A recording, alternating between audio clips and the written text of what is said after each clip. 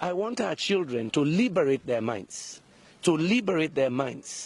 from this receivership mentality, aid-dependent mentality that somebody else has to come to Africa to solve our problems. That's not what I see in Asia. I've spent over 20 years now in the development field.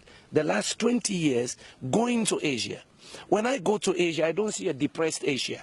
I don't see Asians waiting for somebody to come, give them aid to solve their problem. No way. I see Asians thinking competitiveness, technology transfer, trade, and they're ready to be creative to compete. We are not the only ones who had conflict. Cambodia had conflict. Vietnam had conflict. In fact, in the 60s and mid-70s, they were referring to Cambodia, Vietnam, Laos, and others as basket cases. They recovered, they transformed, and today, yes, they're self-sufficient in food production.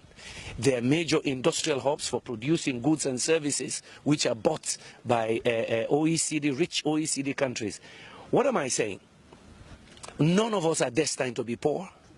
No nation is destined to have disease, disasters, and death only. It depends on the creativity and the determination of their people. And for us, the difference between us and many Asian countries is that God gave us everything. And you heard me talk about the Garden of Eden syndrome. Exactly.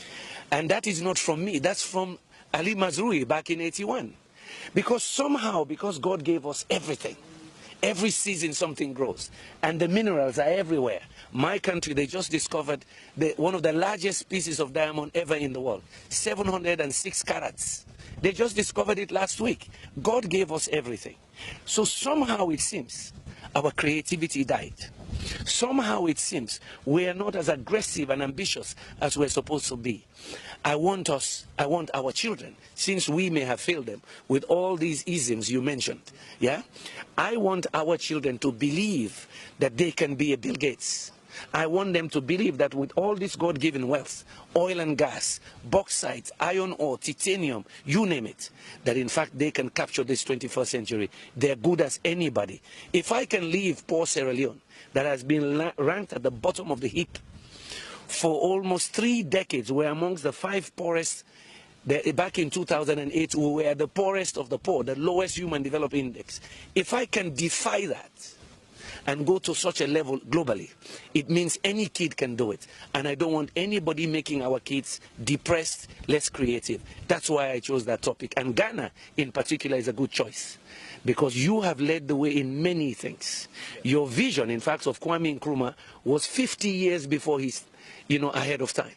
But Ghana is in a position today, with your newfound wealth of oil and gas and your strong agricultural base, to say, fine, we show the rest of Africa what it means to be successful.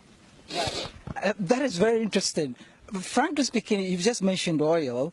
I was going to ask a different question, but I'll just touch it briefly and then we go back. In 2010, you were here. And that was the time that we started, this whole prospecting for oil and getting oil. And listening to you yesterday, you said, whilst on your way back, you wrote an article. And you were virtually reflecting over this, Dutch disease, whether oil could be a curse or indeed it is a curse. From 2010, today you are here. What reflections do you have? Well, let me put it in context. I had the privilege then.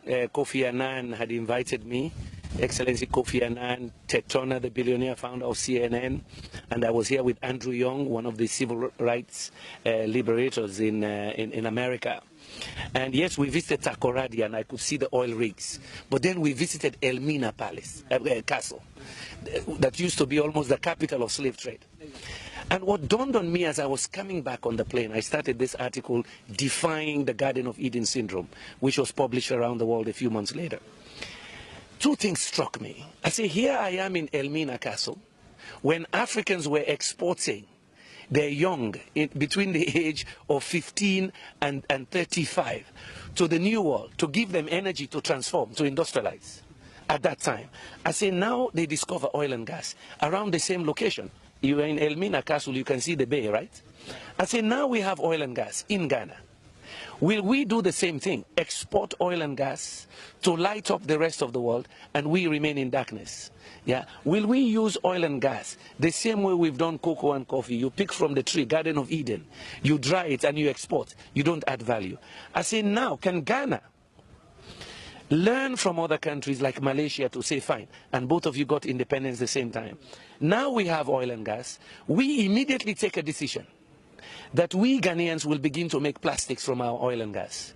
We immediately take the decision that we Ghanaians will now produce fertilizer to power our agriculture, because we're already one of the top agricultural producers of Africa, to make us even better agricultural producers, to use more fertilizer.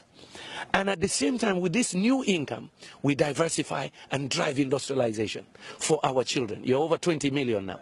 Yeah, that population, 26 million.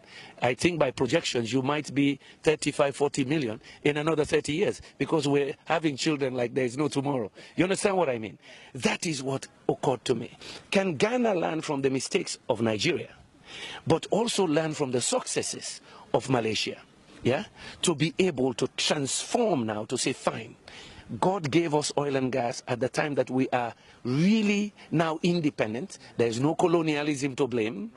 That we use this resource to propel our economy, and it is not unique. The Norwegians did it. The Malaysians, Petronas was a small player.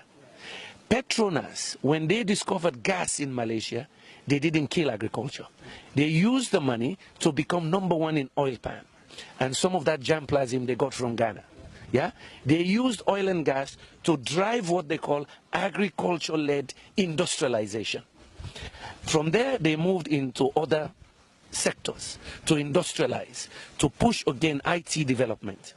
Can Ghana learn from a country where, when they had independence around the same time, they have more than quadrupled their economy, but for most of the 3 decades of Ghana, from the 70s to about the late 90s, the economy was shrinking or less, or performing less. Meanwhile, Malaysia was growing in bounds. So you learn from the mistakes of Nigeria, but you learn from the successes of Malaysia and others. That's what prompted.